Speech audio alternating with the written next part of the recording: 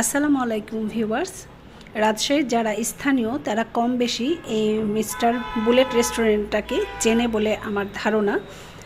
বন্দগেটের ফ্লাইওভারের ভিত্তিপ্রস্তরের সময় এই রেস্টুরেন্টটা ভাঙা পড়েছিল।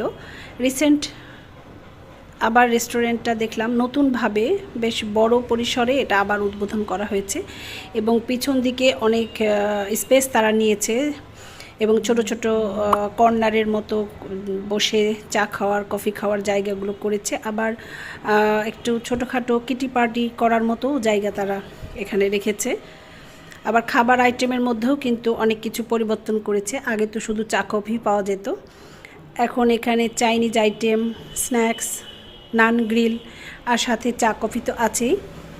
আমরা শর্মা আর মশালা চা অর্ডার করেছিলাম। আমার কাছে মনে হলো খাবার মানটাও আগের তুলনায় অনেক বেটার। আগে কিন্তু